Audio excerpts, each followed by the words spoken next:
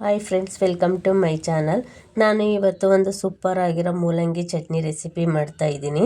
1 ತಿಂಗಳು ಫ್ರಿಜ್ಜಲ್ಲಿ ಇಟ್ಕೊಂಡು ತಿನ್ಬೋದು, ಸ್ವಲ್ಪನೂ ಕೆಡಲ್ಲ. ಯಾಕೆ ಅಂದರೆ ಎಣ್ಣೆಯಲ್ಲಿ ಮೂಲಂಗಿ ಎಲ್ಲ ಹುರಿದಿರೋದ್ರಿಂದ ಸ್ವಲ್ಪನೂ ಕೆಡಲ್ಲ. ನೀರು ಹಾಕದೆ ಈ ಮೂಲಂಗಿ ಚಟ್ನಿ ಮಾಡ್ತಾ ಇದ್ದೀನಿ. ತುಂಬಾ ರುಚಿಯಾಗಿರುತ್ತೆ. ಇಡ್ಲಿ, ದೋಸೆ, ರೊಟ್ಟಿ, ಚಪಾತಿ, ಪೂರಿ, ರೈಸ್ ಎಲ್ಲದಕ್ಕೂ ಸೈಡ್ ಡಿಶ್ಶಾಗಿ ಮಾಡ್ಕೋಬೋದು. ಈಗ ಮೂಲಂಗಿ ಚಟ್ನಿ ಹೇಗೆ ಮಾಡೋದು ಅಂತ ನೋಡೋಣ. ನಾನು ಅರ್ಧ ಕೆಜಿಯಷ್ಟು ಮೂಲಂಗಿ ತೊಗೊಂಡಿದ್ದೀನಿ. ಇದ್ರ ಸಿಪ್ಪೆ ಎಲ್ಲ ತೆಗೆದು ತೊಳೆದು ಇಟ್ಕೊಂಡಿದ್ದೀನಿ. ಈ ಮೂಲಂಗಿನ ಸಣ್ಣದಾಗಿ ಹೆಚ್ಚಿಟ್ಕೋಬೇಕು. ನೋಡಿ, ನಾನು ಸಣ್ಣದಾಗಿ ಹೆಚ್ಚಿಟ್ಕೊಂಡಿದ್ದೀನಿ. ಯಾಕೆ ಮೂಲಂಗಿ ಸಣ್ಣದಾಗಿ ಹೆಚ್ಚಿಟ್ಕೋಬೇಕು ಅಂದರೆ ನಾವು ಎಣ್ಣೆಯಲ್ಲಿ ಫ್ರೈ ಮಾಡಬೇಕಾದ್ರೆ ಟೈಮ್ ಜಾಸ್ತಿ ತೊಗೊಳ್ಳಲ್ಲ.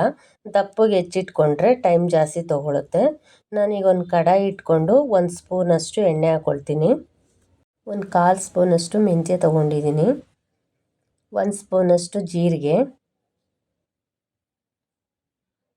ನಾನು 1.5 ಸ್ಪೂನಷ್ಟು ಧನಿಯಾ ಬೀಜ ಹಾಕ್ಕೊಂಡು ಇದನ್ನು ಚೆನ್ನಾಗಿ ಹುರ್ಕೋಬೇಕು.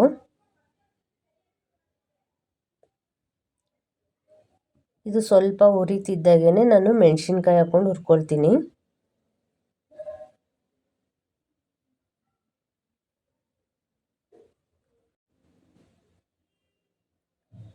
ಈಗ ಇಷ್ಟು ಹುರ್ಕೊಂಡ್ರೆ ಸಾಕು. ನಾನಿವಾಗ ಒಂದು ಖಾರದ ಮೆಣಸಿನ್ಕಾಯಿ ಒಂದು 7-8 ತೊಗೊಂಡಿದ್ದೀನಿ. ಬ್ಯಾಡಿಗೆ ಒಂದು 10 ತೊಗೊಂಡಿದ್ದೀನಿ. ಇದನ್ನು ಅಷ್ಟೇ ಎಣ್ಣೆಯಲ್ಲಿ ಚೆನ್ನಾಗಿ ಫ್ರೈ ಮಾಡ್ಕೋಬೇಕು.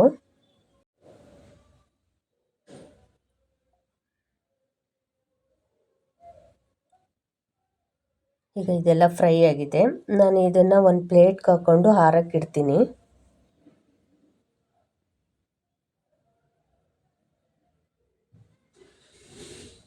ಈಗ ಇದೆಲ್ಲ ಹುರಿದಿದ್ದಾಗಿದೆ. ಇದನ್ನು ಪ್ಲೇಟ್ಗೆ ಹಾಕ್ಕೊಳ್ತೀನಿ.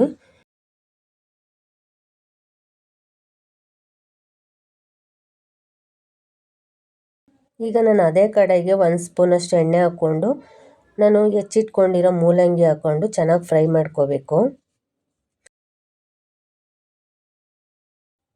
ನಾನು ಇವಾಗ ಮೂಲಂಗಿ ಹಾಕ್ಕೊಂಡು ಫ್ರೈ ಮಾಡ್ಕೊಳ್ತೀನಿ. ಈ ಮೂಲಂಗಿ ಕೆಂಪುಗಾಗೋವರೆಗೂ ಸ್ವಲ್ಪ ಫ್ರೈ ಮಾಡ್ಕೋಬೇಕು. ಹಸಿ ವಾಸನೆ ಎಲ್ಲ ಸ್ವಲ್ಪ ಹೋಗೋವರೆಗೂ ಫ್ರೈ ಮಾಡಿಕೊಂಡ್ರೆ ಸಾಕು.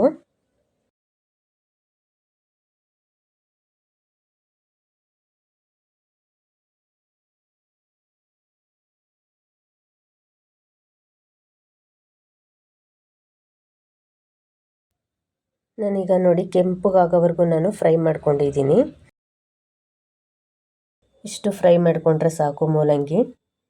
ಇದೂ ಅಷ್ಟೇ ಒಂದು ಪ್ಲೇಟ್ಗೆ ಹಾಕ್ಕೊಂಡು ಆರಕ್ಕಿಡ್ತೀನಿ. ಆಮೇಲೆ ರುಬ್ಕೋಬೇಕು.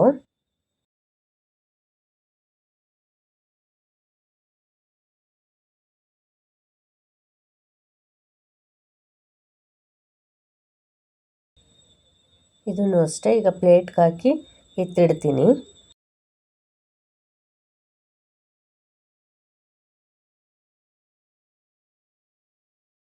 ಈಗ ಅದೇ ಕಡಾಯಿಗೆ 1 ಸ್ಪೂನ್ ಎಣ್ಣೆ ಹಾಕ್ಕೊಳ್ತೀನಿ.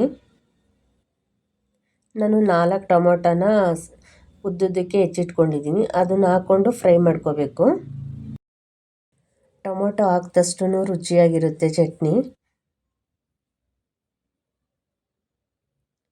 ನಾನು ಇದಕ್ಕೆ ಸ್ವಲ್ಪ ಹುಣಸೆಹಣ್ಣು ಹಾಕ್ಕೊಳ್ತೀನಿ.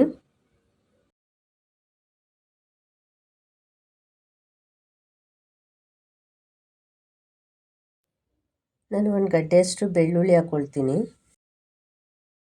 ನಾನು ಇದಕ್ಕೆ 1/4 ಸ್ಪೂನಷ್ಟು ಅರಿಶಿನ ಹಾಕ್ಕೊಳ್ತೀನಿ. ಟೊಮೊಟೊ ಎಲ್ಲ ಸಾಫ್ಟ್ ಆಗೋವರೆಗೂ ನಾವು ಬೇಯಿಸ್ಕೋಬೇಕು.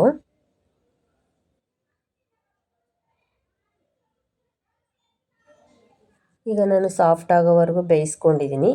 ಇದಕ್ಕೆ ನಾನು ಸ್ವಲ್ಪ ಒಣಕೊಬ್ಬರಿ ತುರಿ ಹಾಕ್ಕೊಳ್ತೀನಿ.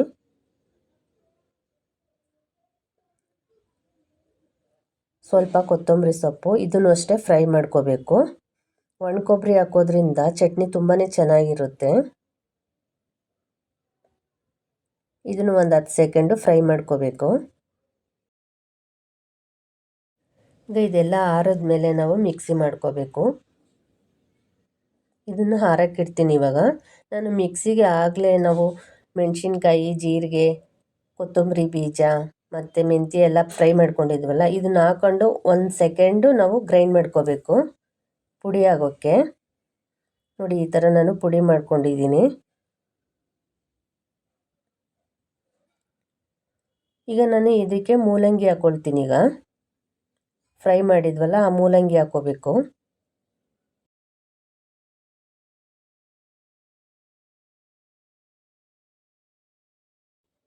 ಇದು ಹಾಕ್ತಿದ್ದಾಗೆ ನಾವು ಟೊಮೆಟೊ ಕೊಬ್ಬರಿ ಎಲ್ಲ ಹಾಕಿದ್ವಲ್ಲ ಇದು ಎಲ್ಲ ಆರಿದೆ.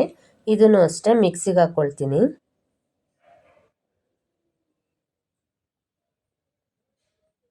ಈಗ ರುಚಿಗೆ ತಕ್ಕಷ್ಟು ಉಪ್ಪು ಹಾಕ್ಕೊಳ್ತೀನಿ. ಈಗ ಇದನ್ನು ಗ್ರೈಂಡ್ ಮಾಡ್ಕೊಂಬರೋಣ. ಸ್ವಲ್ಪನೂ ನೀರು ಹಾಕಬಾರ್ದು, ಏಕೆಂದರೆ ಮೂಲಂಗಿನಲ್ಲೇ ನೀರು ಬಿಟ್ಕೊಂಡಿರುತ್ತೆ. ನೋಡಿ ಸೂಪರಾಗಿ ಬಂದಿದೆ ಚಟ್ನಿ. ನಾವು ಇದಕ್ಕೆ ಒಗ್ಗರಣೆ ಕೊಡಬೇಕು. ನಾನೀಗ ಅದೇ ಕಡಾಯಿಗೆ 1-2 ಸ್ಪೂನಷ್ಟು ಎಣ್ಣೆ ಹಾಕ್ಕೊಳ್ತೀನಿ.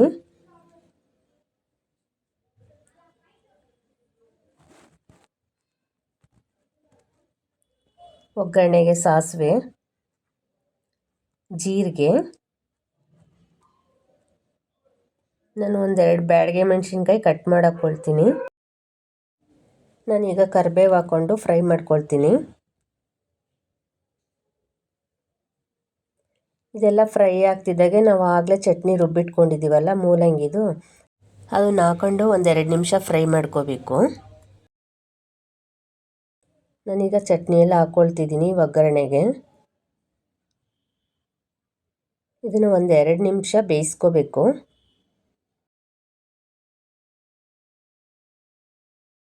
ಈ ಮೂಲಂಗಿ ಚಟ್ನಿ ತುಂಬಾ ಚೆನ್ನಾಗಿ ಬಂದಿದೆ. ಈ ಮೂಲಂಗಿ ಚಟ್ನಿ ರೈಸು, ಇಡ್ಲಿ, ದೋಸೆ, ರೊಟ್ಟಿ, ಚಪಾತಿ, ಪೂರಿ ಎಲ್ಲದಕ್ಕೂ ಸೈಡ್ ಡಿಶ್ ಆಗಿ ಸೂಪರಾಗಿರುತ್ತೆ. ನಿಮಗೆ ರೆಸಿಪಿ ಇಷ್ಟ ಆದರೆ ಲೈಕ್ ಮಾಡಿ, ಶೇರ್ ಮಾಡಿ, ಕಮೆಂಟ್ ಮಾಡಿ, ಸಬ್ಸ್ಕ್ರೈಬ್ ಮಾಡಿ. Thank you.